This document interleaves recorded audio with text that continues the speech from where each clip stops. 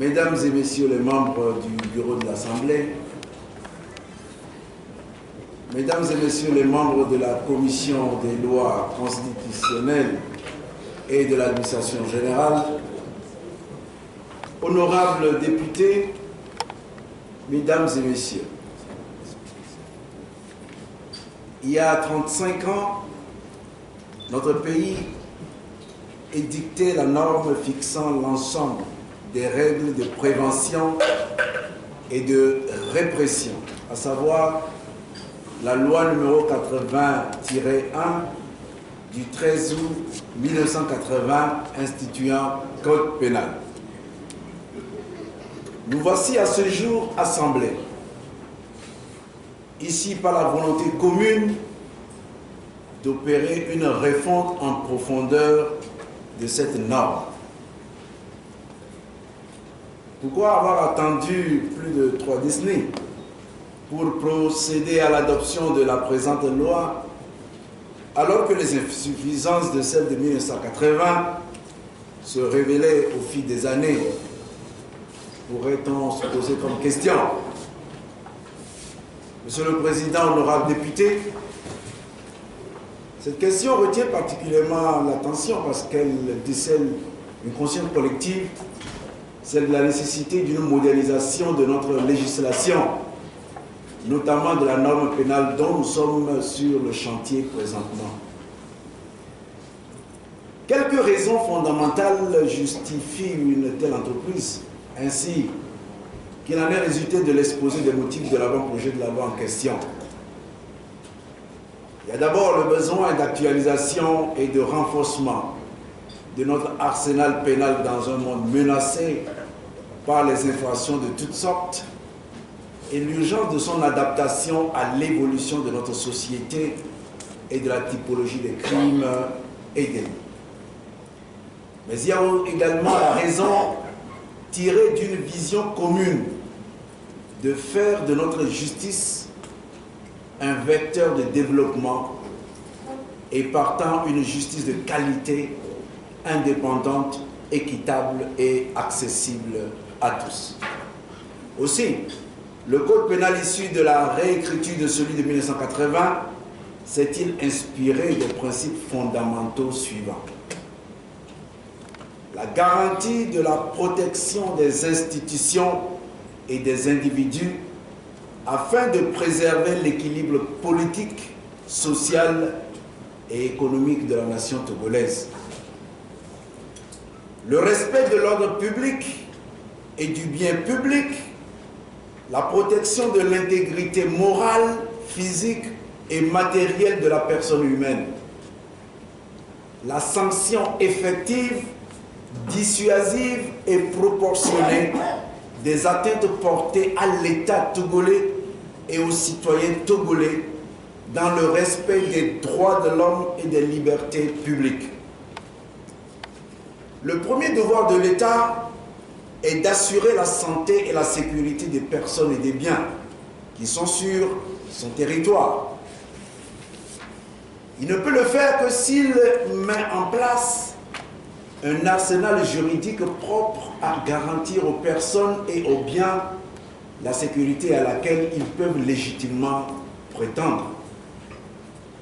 Le nouveau code pénal assure la protection de la société dans les divers domaines susceptibles d'être affectés par les actes déviants, nécessitant la protection des droits individuels et collectifs contre les abus et violations potentielles, notamment la protection des atteintes aux personnes, à la propriété et aux biens, la protection de la santé humaine, la protection de l'environnement, la sauvegarde de la démocratie, ainsi que de très nombreux aspects de la vie économique, sociale et culturelle. Oui, le nouveau code pénal protège également notre société contre les atteintes à ses valeurs culturelles et ses mœurs. Position que le chef de l'État a, le 25 septembre dernier, défendue du haut de la tribune de l'Assemblée générale des Nations Unies en ces termes. Je cite: « Au moment où nous sommes à la recherche des mécanismes plus appropriés pour financer le développement de l'Afrique, il serait regrettable que les valeurs culturelles qui fondent les sociétés africaines soient sacrifiées au risque de saper les résultats escomptés. À cet égard, des pressions ne doivent pas être exercées sur nos États pour les contraindre à adopter des programmes et initiatives qui provoquent des bouleversements culturels. En effet, comme l'ont évoqué les évêques africains dans leur déclaration de juin dernier, nous sommes préoccupés par le fait que certaines orientations des objectifs du développement durable liés à la santé sexuelle et reproductive ne finissent par devenir des conditionnalités pour l'octroi des ressources, alors que leur appropriation continue de faire l'objet de controverses dans nos sociétés. Fin de citation. Nous percevons tous ce dont il est question ici. De toute évidence, le Code pénal ne protège pas que les personnes physiques. Il assure également la protection de l'État.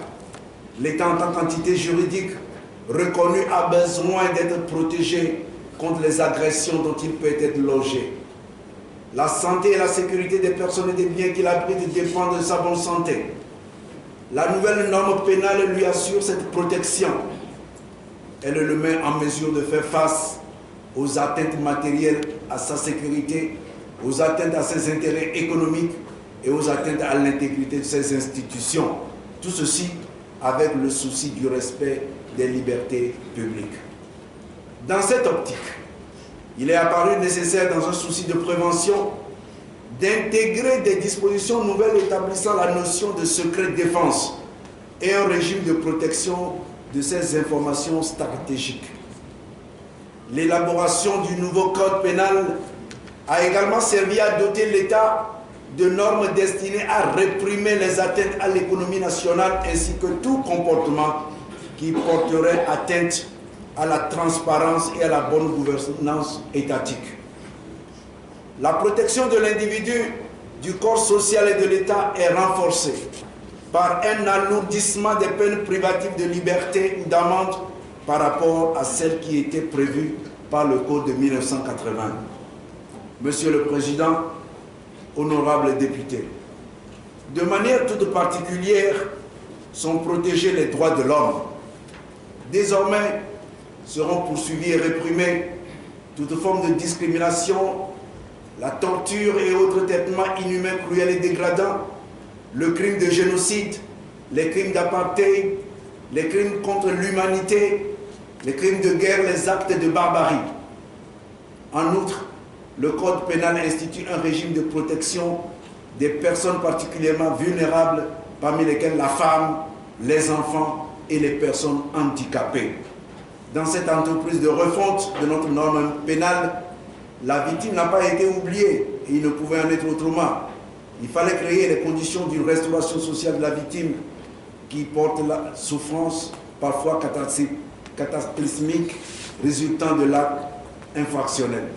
D'ailleurs, dans le Code de procédure pénale à venir, il est fait à l'autorité judiciaire obligation de veiller à l'information et à la garantie des droits de la victime au cours de toute procédure pénale. De même, il est prévu la possibilité pour une association ayant en vertu de ses statuts vocation à défendre ou à assister une catégorie déterminée de personnes ou à lutter contre certaines infractions d'exercer les droits reconnus à la partie civile pour des actes entrant dans son domaine d'activité. Mais outre protéger les citoyens et les victimes, l'État a le devoir de prendre des mesures contre la surpopulation carcérale et de veiller à la réinsertion durable des condamnés. Le surpeuplement carcéral est une réalité dans notre pays et la criminalité ne cesse de croître. Par le vote de la loi portant nouveau code pénal, vous donnez au gouvernement les outils de gestion des incarcérations, principale cause de la surpopulation, les alternatives à la détention préventive et aux peines privatives de liberté. Il s'agit des alternatives aux poursuites, médiation et composition pénale, du travail d'intérêt général de la reconnaissance préalable de culpabilité et des substituts aux peines correctionnelles, notamment la dispense de peine et l'ajournement. Il est prévu un système d'aménagement tel que la peine ne sera plus considérée comme exclusivement expiatoire, mais que son exécution prépare à une réinsertion